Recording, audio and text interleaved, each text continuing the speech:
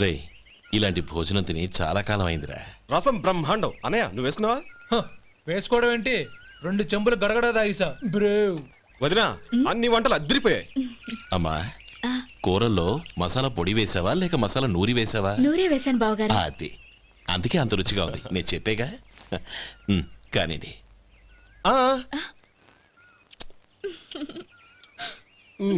ఇప్పుడు పోయి వదినా.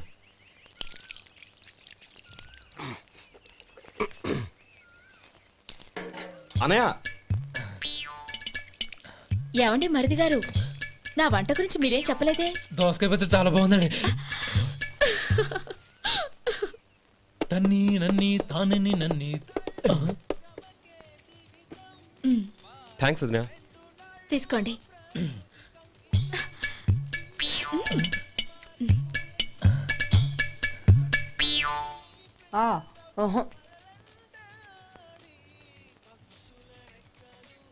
బావగారు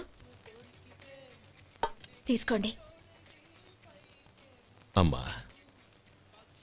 నన్ను క్షమించమ్మా. అవే మాటలు బావగారు. పై కనకపోయినా నీ గురించి మనసులో అనుకున్నానమ్మా. అది తప్పేగా. ఆ రోజు పెళ్లి జరిగిన తర్వాత నువ్వు మీ నాన్నగారు మాట్లాడుకోవడం నేను విన్నానమ్మా. నువ్వెక్కడ నా తమ్ముడిని నా నుంచి దూరం చేసేస్తావోనని భయపడ్డాను. కానీ నిన్న నువ్వు మీ నాన్నగారికి ఇచ్చిన సమాధానం విన్నాక నా మనసు కుదుటపడింది. నేనెక్కడ కష్టపడిపోతానోనని మా నాన్నగారి భయం. డబ్బుంటే కష్టాలేవి దగ్గరికి రావని నమ్ముతారాయన. అసలు అవసరానికి మించిన డబ్బే అన్ని అనర్థాలకు కారణమని మా నాన్నగారు ఇంకా తెలుసుకోలేదు. ఆయన తృప్తి కోసం ఆ రోజు నేను సరే అన్నాను. శభాషమ్మా, చాలా గొప్ప మాట అన్నావు. మేము పాలో నీళ్ళో మాకు తెలియదు గాని నువ్వు మాత్రం పచ్చదనవేనమ్మా. నువ్వు మా ఇంటి కోడలిగా రావడం నిజంగా మా అందరి అదృష్టం. నిజమమ్మా. ఆ అదృష్టం మీది కాదు బావగారు, నాది. నేనెక్కడ బాధపడతానోనని నేను చేసిన రుచి పచిలేని కూరల్ని చాలా గొప్పగా ఉన్నాయని పొగిడారే, అది మీ అందరి సంస్కారం. అబ్బే అదేం లేదమ్మా, బానే ఉన్నాయే. ఆవంటే నేను తిన్నాను బావగారు, ఎందులోనూ ఉప్పు లేదు. మీరు సరే, మీ రెండో తమ్ముడు గారు ఇంకో మెట్టు పైకెళ్ళి దోసకాయ పచ్చడి చాలా బాగుందన్నారు. నిజమేగా? అసలు ఈరోజు నేను దోసకాయ పచ్చడే చేయలేదు బావగారు.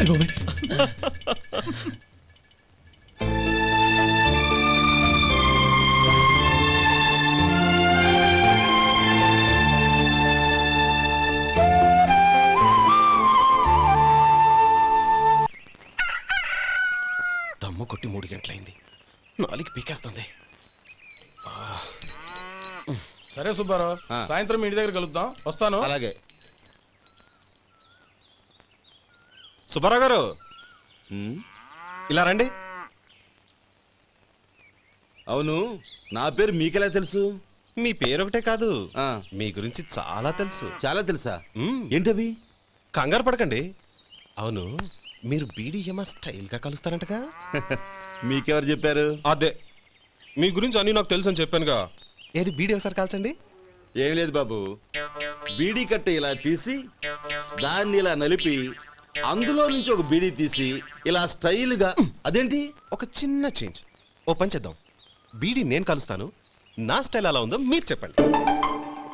అగ్గిపెట్టి ఉందా? లేదు. లేదా? లేదు. అగ్గిపెట్టి కూడా లేకుండా ఎందుకయ్యా బయలుదేరా? పైగా పెద్ద స్టైల్ ఒకటి. వెళ్ళాలా, వెళ్ళి పని చూసుకో. పొద్దున బలింటో దొరికడరా బాబు.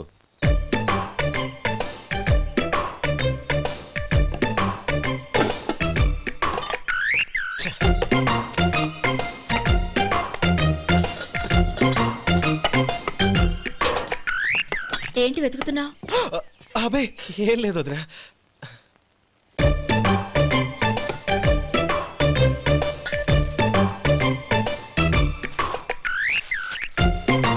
నువ్వు వెతికే దీనికోసమేగా. పర్వాలేదు, తీసుకో. తీసుకో. థ్యాంక్ యూ వదినా.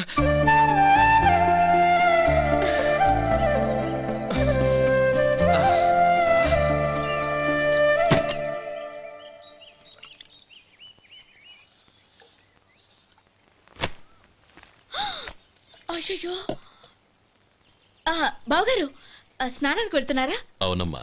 ఒక్క నిమిషం, వేడి నీళ్ళు పెట్టాను, కాగ్గాని పిలుస్తాను. నాకు వేడి నీళ్ళు అవసరం లేదమ్మా, చన్నీళ్ళతో. అది కాదండి, వేడి నీళ్ళు పెట్టేశానుగా, ఒక్క నిమిషంలో రెడీ అయిపోతాయి.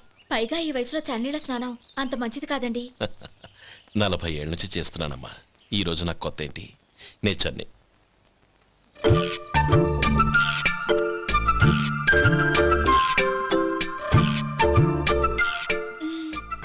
శేఖరవా, దానికి మీరు కాపల. గొప్ప వదిన, గొప్ప మరిది. బాగుంది. ఏం కాలుస్తున్నాడు?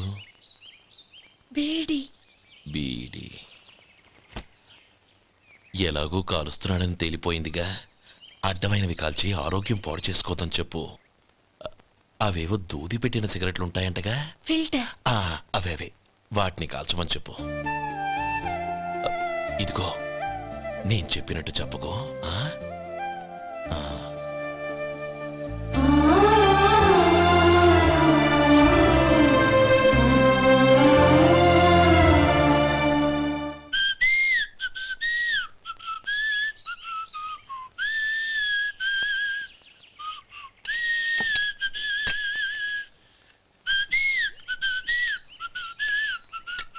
ట్యూన్ బాగుందండి. కాఫీ తీసుకోండి. అక్కడ పెట్టండి. నేను ఇస్త్రీ చేస్తాను, మీరు జరగండి. పర్లేదు. అది కాదండి, మీరు వెళ్ళి త్వరగా స్నానం చేసి రెడీ అవ్వండి, ఈలోగా నేను చేసి పెడతాను. పర్లేదండి. నా బట్టలు కూడా ఇస్త్రీ చేసుకోవాలి, మీరు వెళ్ళండి. అలాగేనండి. అయ్యో, కాఫీ తీసుకెళ్ళండి. కాలుతుంది, జాగ్రత్త.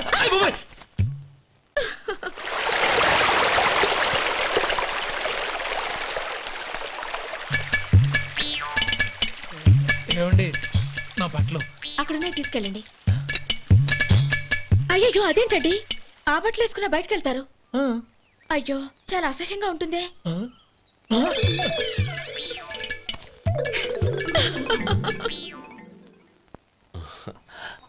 ఆహా రేయ్, వాసన అదిరిపోతుంది.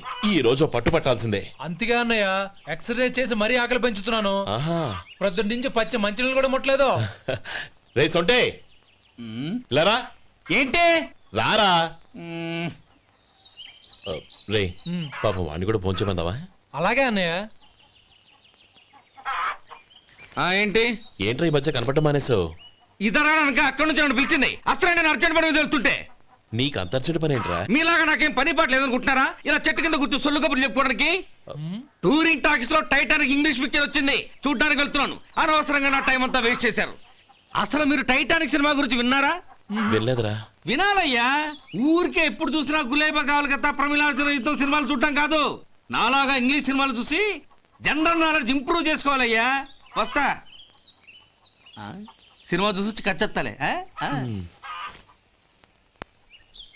అనయా, వదిన వంటలు అద్దరు కొట్టేసింది. కోడి జాయింట్, చేపల పులుసు, మటన్ కుర్మా, కోడి గుడ్లు, చికెన్ బిర్యానీ, మసాలా బాగా దట్టించుంటారే. రేయ్, అవన్నీ నీకెందుకురా?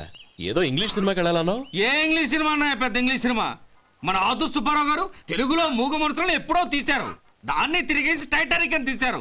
కాకపోతే అందులో గోదావరి, ఇందులో సముద్రం, అందులో పడవ, ఇందులో ఓడ, అంతే. మరేదో జనరల్ నాలెడ్జ్ ఇంప్రూవ్మెంట్ అన్నా? అబ్బే, అది లేని వాళ్ళకు, మరలాంటి వాళ్ళకి ఎందుకు? అంతేనంటావా? అయ్యో అయ్యో అయ్యో ఏమండి? భోజనం రెడీ, రండి. వస్తున్నాడు వదినా.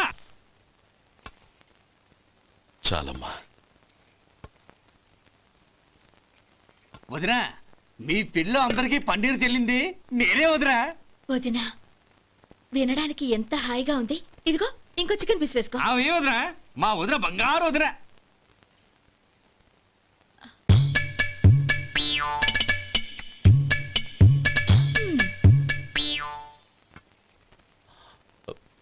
ఇంకో ముక్క వేయనా? అదేంటి గౌరీ, తమ్ముడికి చికెన్ అంటే చాలా ఇష్టం, వాడికి వేయలేదే? అయ్యయ్యో, ఈయన మీ తమ్ముడా? నాకు తెలీదండి. ఒక్కసారైనా నా మొహం చూసి మాట్లాడాలిగా, ఒక్కసారైనా నా నొదినాన్ని పిలవాలిగా, అప్పుడేగా తన నా మరిదని నాకు తెలిసేది. వాడికి చిన్నప్పటి నుంచి కాస్త సిగ్గెక్కువమ్మా. కాస్త ఎక్కువైతే పర్వాలేదు బావగారు. ఈయనకి మరీ ఎక్కువ. చూడు గోపి, ఎందుకు సిగ్గు? అన్న భార్యని వదినమ్మ అంటారు. అంటే వదిన అమ్మతో సమానమన్నమాట. అమ్మని చూసి ఎవరైనా సిగ్గుపడతారా?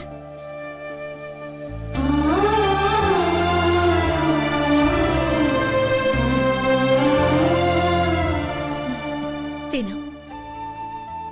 చాలు వదినా.